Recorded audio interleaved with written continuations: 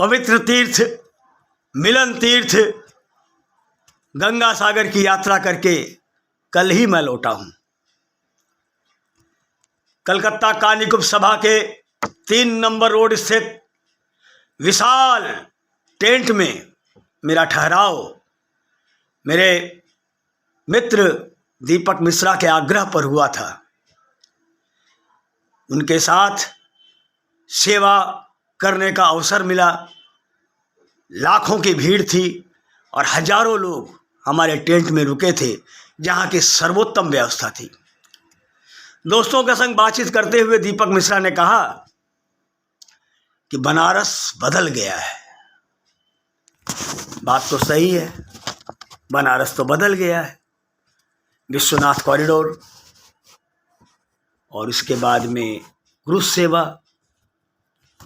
पूरा का पूरा बनारस बाबा विश्वनाथ धाम जो है वो मोदी की कृपा से चकचका रहा है।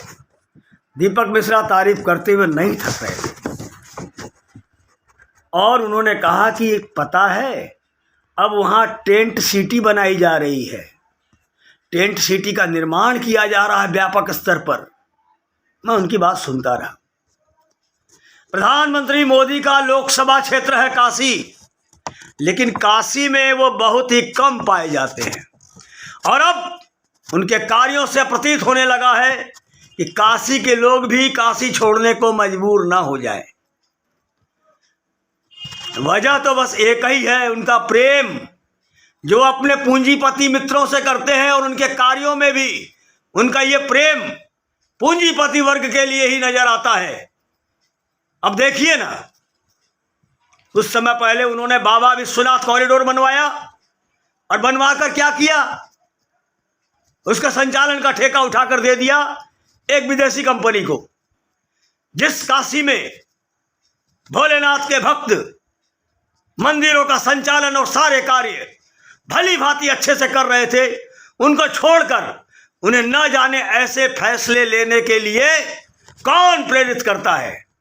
और अब मैं जिसकी बात करने जा रहा हूं और दीपक मिश्रा जिसकी बात कर रहे थे, वो ये है कि भारत की आध्यात्मिक राजधानी कहे जाने वाले बनारस में टेंट सिटी का निर्माण व्यापक स्तर पर किया जा रहा है।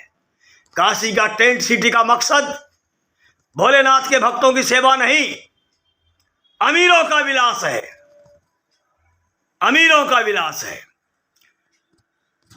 गंगा मां के किनारे यह टेंट सिटी विकसित की गई है। पीएम मोदी ने वीडियो कॉन्फ्रेंसिंग करके इसका उद्घाटन भी कर दिया। हम भी बाबा विश्वनाथ के भक्त हैं, सो हमने भी सोचा चलो बढ़िया, मोदी जी ने टेंट सिटी बनवाया है, अगली बार जाएंगे तो वहीं रुकेंगे। इसी बीच उधेड़बुन में हमने टिकट देख लिया और टिकट देखते ही भोले के इस भक्त को ये समझ में आ गया कि मुझे जैसे लाखों भक्तों के लिए नहीं, वरन ये सिटी, टेंट सिटी उन चंद रईसों के लिए बनवाई गई है जिन्हें बनारस की छोटी छोटी गलियों की खूबसूरती गंदी लगती है। साथियों, बनारस गलियों में डूब जाने का शहर है। उन्हीं गलियों में कई छोटे मोटे धर्मशाला है, होटल है और रुकने के लिए कमरे भी मिल जाते हैं।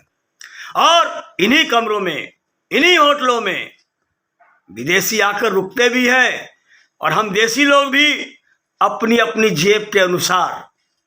सबसे मुख्य बात तो यह है, जो अभी भी मैंने कहा, कि बनारस के लोग काशी छोड़ने को मजबूर ना हो जाएं।